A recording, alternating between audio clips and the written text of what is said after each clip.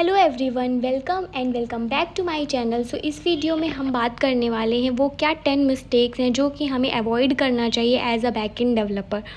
तो सबसे पहले तो ये मिस्टेक्स हम कर लेते हैं, हम सारा कुछ एक ही फाइल में राइट डाउन कर लेते हैं। लाइक कि हमने उसी में राउट्स बना दिया, उसी में हमने डीबी कॉल्स कर दिए, उसी में हमने अपने डीबी से कनेक्शन बना लिया और उसमें यहाँ पे हमने सर्वर डॉट JSB फाइल जितनी चीज़ें होती हैं वो भी हमने सारा कुछ एक ही फाइल में रख दिया। तो उससे क्या होता है कि जो हमारा कोड है वो एक ही बहुत ज़्यादा अनमेंटेनेबल फॉर्म में रखता है।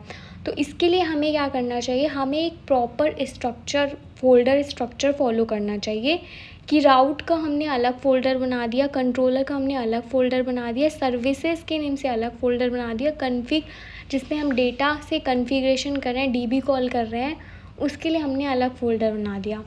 तो ये हो गई हमारी फाइल्स की बात। अब बात कर लेते हैं कि हम एसिंक और अवेट यूज़ तो करते हैं बट हम उसका प्रॉपरली यूज़ नहीं करते हैं। हम क्या करते हैं, उसी में हमने मिक्स कर दिया कॉल बैक को भी, प्रॉमिस को।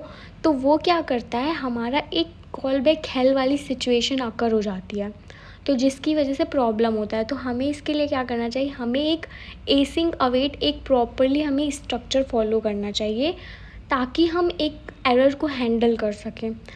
तो ये हो गई एसिंक और अवेट की बात। उसके बाद क्या करते हैं कि हम एरर को एंड एरर हैंडलिंग को हम मतलब इग्नोर कर देते हैं। मतलब हमें लगता है हमने ट्राई कैच लगा दिया तो भाई हमारा हो गया एरर हैंडलिंग, नो। और हम सही से मैसेज भी नहीं दिखा रहे होते हैं। लाइक हमने console.log एरर दिखा दिया बट हमें कई बार हमें समझ नहीं आता भाई हमारा किस लाइन पे एरर आ रहा है। ट्राई से वो कैच में चला तो गया लेकिन क्यों आ रहा है, कहाँ कौन से लाइन में गया है। तो इसके लिए हमें प्रॉपरली एक एरर मैसेज दिखाना चाहिए और हर लाइन में हमें एक प्रॉपरली एक हमने स्ट्रिंग में लिख दिया कि हाँ ये हमारा इस लाइन में एरर आएगा, तो हमें ताकि कल को हमें डीबग करने में प्रॉब्लम ना आए। सेकेंडली क्या करते हैं हम लोग, जो हमारे सीक्रेट्स कॉन्फ़िगरेशंस होते हैं वो सारा कुछ हम URLs में ही डाल देते हैं, APIs में ही डाल देते हैं और पासवर्ड भी हम डायरेक्टली कोड में ही लिख देते हैं, जो कि बहुत ही ख़राब प्रैक्टिस होता है। हमें ये सारी चीज़ें जितनी भी सीक्रेट चीज़ें होती हैं ये सारी हमें .env में डालना चाहिए, क्योंकि हम .env को हम जब भी कमिट करते हैं तो वो हमारा कभी .env जो है वो हमारा गिटहब में पुश नहीं होता है। तो दिस इज़। और हम क्या करते हैं, हम वैलिडेशन नहीं लगाते, हम कुछ भी एक्सेप्ट कर रहे होते हैं बॉडी में, मतलब हम एक प्रॉपर वैलिडेशन नहीं फॉलो करते हैं। तो हमें क्या करना है, हमें एक प्रॉपर वैलिडेशन फ़ाइल बनानी है, जैसे कि JOI हो गया, YUP हो गया, और custom middleware to validate request data. तो हमें एक मिडिलवेयर बनाना चाहिए ताकि हम जितना भी हम बॉडी में डेटा ले रहे हैं वो एक प्रॉपर वैलिडेशन मिले कि हमें, जो कि ईमेल है, बहुत लोग क्या करते हैं ईमेल के बाद .com नहीं लगाते हैं लेकिन हम एक्सेप्ट कर लेते हैं। तो ये सारी चीज़ें हमें नहीं करना चाहिए। उसके बाद हम क्या कर लेते हैं, हम लोग लॉगर का प्रॉपरली यूज़ नहीं करते। हम किस में डिपेंड हो जाते हैं, हम depending on the console.log in a production is dangerous. Production में हम console.log पे नहीं वो कर सकते हैं, मतलब वो बहुत ज़्यादा डेंजर हो जाए, कभी आपको पता ही नहीं चलेगा किस लाइन में क्या एरर आया।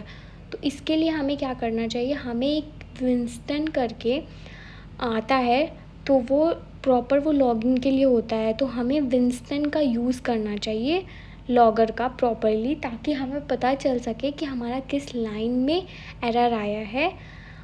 तो ये बहुत बेनिफिट होगा। उसके बाद क्या हुआ कि हम कई बार क्या करते हैं, हमने कुछ डेवलप कर दिया बट हम उसका डॉक्यूमेंटेशन मेंटेन नहीं करते हैं, और हमारी भी इतनी याददाश्त तेज़ नहीं है कि हमें एकदम याद रहे भाई कि हम निकल क्या किया था, या कई बार हमें 2-3 महीने बाद किसी फंक्शन में फंक्शनैलिटी में बैठना पड़ता है जो हमने 2-3 महीने पहले डेवलप किया था।